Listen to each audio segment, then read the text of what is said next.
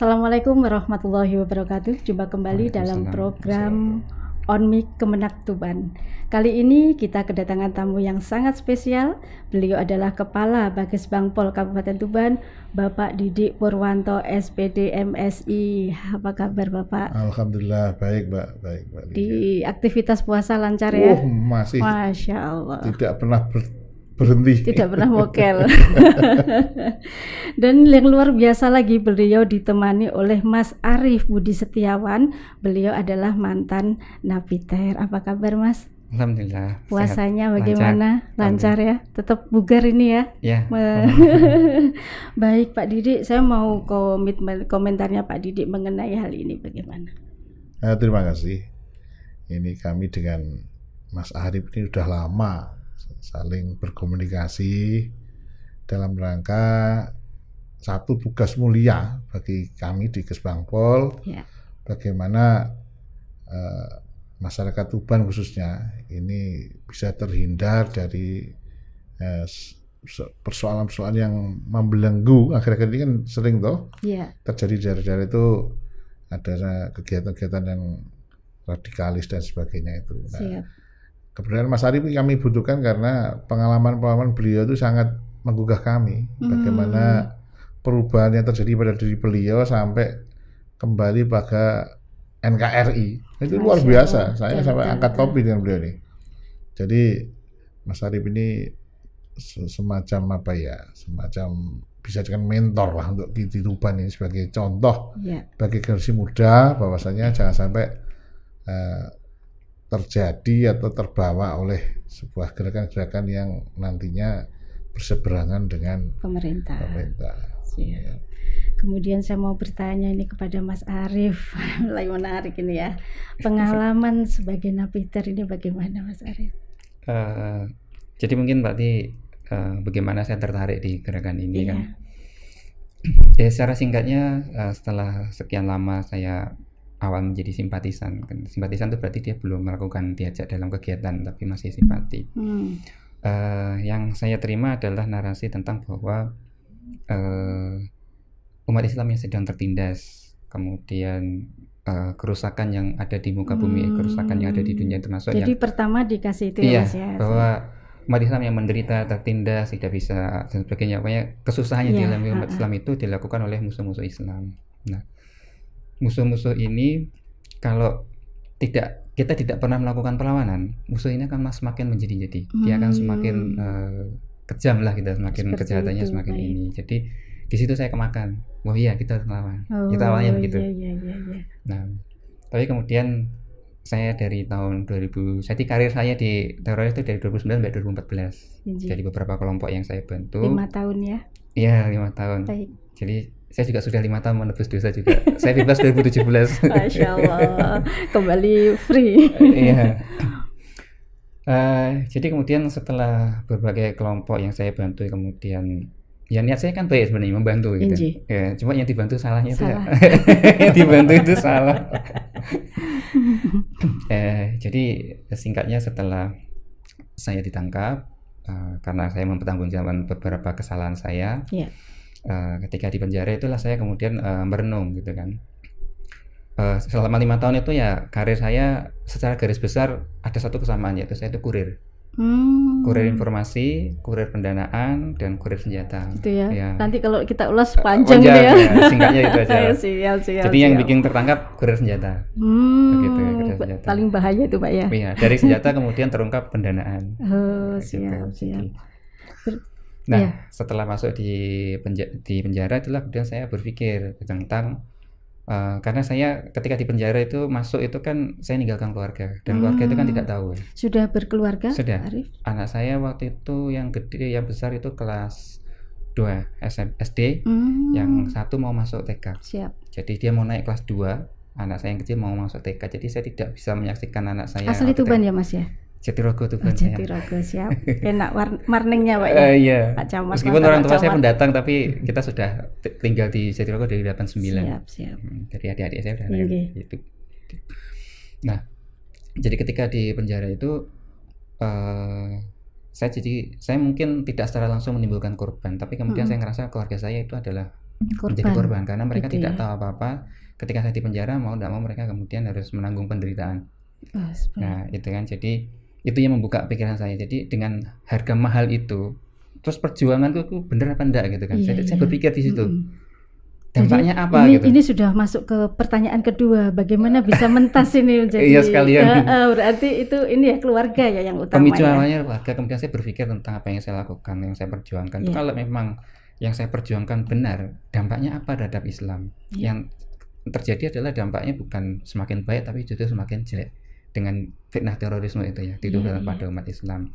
Maka saya kemudian yakin pasti ada yang salah. Memperjuangkan tuh harusnya dampaknya bagus. Kalau itu di tahun keberapa Mas Arief? Tahun pertama di penjara. Tahun pertama langsung ini ya. Iya, di awal-awal itu. Jadi dan saya bersyukur karena saya menemukan titik balik kesadaran itu masih di awal, sehingga saya punya banyak kesempatan untuk belajar, kemudian membuka diri, banyak baca buku yang dulu saya buku apa itu kan, ketika semakin di penjara di lapas juga ada perpustakaan. Terus saya juga bisa minta tolong untuk dibelikan buku kalau keluarga di rumah dan sebagainya. Jadi banyak kesempatan lah untuk membuka wawasan, semakin terbuka. Nah, jadi poinnya adalah kalau perjuangan itu titik baliknya adalah ketika berpikir bahwa kalau yang saya perjuangkan itu benar, pasti dampaknya positif. Tapi dampaknya adalah negatif, berarti tadi yang salah. Boleh tahu sedikit nggak dampak negatif untuk keluarganya Mas Arief itu bagaimana? Ya pasti kehilangan kepala keluarga. Gitu. Jadi anak-anak itu ya itu tidak sosok ayahnya. Iya. Makanya yang saya lakukan ketika bebas itu ya itulah, saya benar-benar menghabiskan nanti dengan keluarga. Pokoknya anak saya itu istilahnya pengennya apa gitu. Itulah. Sekarang keluarga nomor 1 gitu Mas Arief ya. Oke. Mas Arief, ini untuk Mas Arief mungkin ada harapan-harapan Mas Arief. Jadi dengan terutama ini kan generasi kita itu, generasi muda sekarang itu kan eranya internet itu. Yang sangat kita takutkan itu adalah, yang sangat berbahaya di sekarang itu adalah dengan maraknya internet itu tantangan buat semua lah, tidak semua, tidak hanya bidang terorisme saja, pendidikan anak apa semuanya juga tertantang dengan adanya masifnya internet yang dengan mudahnya diakses. Anak sekarang coba misalnya anak-anak kecil udah tahu pornografi dan sebagainya, kita bisa miris ya. Di dunia paham radikal terorisme itu juga itu menjadi tantangan tersendiri karena ada sebagian, ini kelompok yang paling ekstrim, karena ada beberapa tingkatan sebenarnya dalam dunia teroris di Indonesia itu khususnya. Tapi ada kelompok yang paling memanfaatkan internet itu adalah kelompok yang JAD. Itu mereka itu menyebarkan pahamnya dan mempropagandakan lewat internet, membela ISIS yang sudah nggak punya wilayah itu, tapi mereka masih meyakini itu adalah karena dizolimi oleh musuh. Jadi mereka harus melakukan pembelaan. Kenapa mereka melakukan itu, menebarkan paham dan pembela? Karena bagi pendukung ISIS atau JAD, kita nyebutnya Jamaah Ansarud Daulah itu, pembuktian iman tertingginya, paling rendah, bukan tertinggi, paling rendah, serendah-rendahnya adalah menyebarkan melalui media sosial. Udah didoktrin seperti itu ya? Kalau nggak bisa aksi, ya timbang uang. Kalau nggak bisa, terakhir adalah itu. Itu jalan paling ringan. Paling ringan. Jadi kita akan menghadapi mereka. Jadi Anda mau take down 1000 kali, mereka akan bangkit 1000 kali. Karena seperti itu. Nah, maka sekarang tantangannya adalah kepada teman-teman yang generasi muda itu, kaitannya teman teroris khususnya di Indonesia. Kebetulan terorisnya itu Muslim, sehingga mereka itu membajak nas-nas agama kita, agama Islam, untuk tujuan kelompok mereka. Jadi ingat, bukan Islam yang salah adalah terorisnya. Membajak nilai-nilai Islam itu digunakan untuk individunya, propaganda kelompok mereka, untuk menguntungkan demi kepentingan kelompok, bukan untuk kepentingan kaum muslimin. Jelas dampaknya aja nggak ada gitu kan, seperti yang saya pikir tadi. Jadi mereka akan menyebarkan itu, dan bagi teman-teman yang belajar, terutama generasi muda, mohon kalau ilmu agama, belajar narasi agama di dalam internet itu jangan ditelan mentah-mentah. Kalau belajar agama ke sumbernya gitu, Pak Didi ya. Dan dalam hal ini itu kultur kita di Indonesia yang paling kuat untuk membentengi itu, saudara-saudara kita dari NU itu dengan kultur pendidikan yang harus ada sana. Muhammadiyah itu jelas ya. Jelas itu kan mayoritas, itu kan mayoritas. Dan jadi kalau mau hidup di Indonesia itu sudah terbukti dua ormas itu hidup bahkan sebelum bangsa ini lahir, kedua ormas ini sudah ada. Betul. Artinya kalau ingin nyaman hidup di Indonesia ya sudahlah. Kalau masalah agama itu milih salah satu di antara kedua itu. Iya, Pak Didi, saya tadi sempat menguping sedikit. Sekarang Mas Arief ini lagi belajar kitab apa Mas Didi? Alim mutalim ya. Masya Allah. Jadi salah satu yang memperkuat. Ini gurunya Pak Didik ini. Di penjara sebenarnya. Jadi gitu ya? saya belum dapat sanad Pak sebenarnya. Belum. Soalnya masih belajar. Ya nanti kalau pengen ketemu Kiai NU tak antar lah. Cuman itu betul-betul membuka pikiran saya. Jadi karena jadi itu kalau salah satu untuk membentengi generasi kita itu ya menuntut ilmu dengan cara seperti itu dalam ta'allum ta'lim itu. Dengan cara yang benar. Kalau cara jangan menuntut cara ilmunya, instan. Betul. Boleh mencari ilmu, tapi harus tidak boleh ditelan apalagi yang mentah-mentah. tidak punya dasar kuat Pak Didik, mungkin ya itu sangat gampang sekali dipengaruhi. Jadi harus konsultasi lah dengan kiai yang terdekat. Iya, rawan sekali. Kalau enggak, tapi masalahnya cuma memang tantangan kita generasi sekarang ini, tantangan orang tua juga ya. Generasi sekarang itu kan pengennya yang cepat. Tapi kayaknya memang mereka punya pangsa pasar untuk disasar itu yang agamanya minim memang. Betul. Itu ya. Jadi kontrol orang tua keluarga itu benar. Jadi ini memang harus sinergi dengan. Jadi orang tua juga. Betul. Kalau semua dalam pengawasan orang tua, insya Allah masih bisa diatasi Pak Didik ya. Pendidikan sekarang itu memang harus sinergi lah antara sekolah dan orang tua itu. Baik. Pak Didik, ini statement terakhir ini mungkin ya. Sebagai Kepala Kesbangpol ini, tindak pencegahannya untuk kasus-kasus semacam ini itu bagaimana? Iya, terima kasih. Secara simultan kami dari Kesbangpol ya sudah sering. Cuma ini kan ada yang lebih khusus karena saat ini Kementerian Dalam Negeri bersama dengan BPNT ya, BNPT itu kan sedang gencar-gencarnya, tapi dari tingkat provinsi sudah nih. Kemarin ada program namanya apa tadi RAN PE. Nah, itu kan sebuah program yang penanggulangan aksi terorisme dan radikalisme di tanah air. Nah ini akan segera diperlebar kalau kemarin dari tingkat provinsi mau di kabupaten tahun ini. Oh, ngaten. Dan insya Allah Tuban masuk di situ. Masuk itu ya. Jadi tidak semua daerah di Jawa Timur ya. Belum hanya 7 kabupaten. 7 kabupaten. Tuban masuk ini tahun depan. Kita sudah rancang kemarin. Kita sudah terontong-terontong ikut DPR menjaga. Karena kita kan terbawa dengan Lamongan nih. Lamongan kan sumbernya di situ kemarin. Bukan kok Lamongan sumber teroris, bukan. Kebetulan sih Kabupaten Lamongan kemarin kan ada yang produksi CS itu lah. Tuban selalu kena imbas dari itu kan, kita jaga-jaga. Ini merupakan daerah terdekat soalnya terus alhamdulillah juga ada hikmahnya nih, ada Mas Arif di Tuban ini juga ada hikmahnya. Paling kita bisa belajar terus bagaimana memotong sel-sel yang dibuat oleh mereka itu kan gitu. Pencegahan situ. Oh iya. Pencegahan. Mas Arif, Pak Didik, saya mohon izin ini. Mas Arif, adakah tanda-tanda khusus untuk mengetahui seseorang ini sudah terkontaminasi itu? Bagaimana?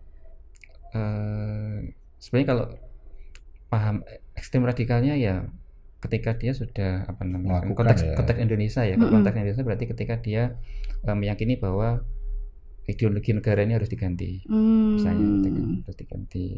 Gak mau hormat bendera. Ya itu mungkin itu tindakan ya itu. Tapi kalau dalam pembicaraan mungkin gitu, jadi mulai mengkritisi sistem yang sudah disepakati oleh pendiri bangsa kita dulu.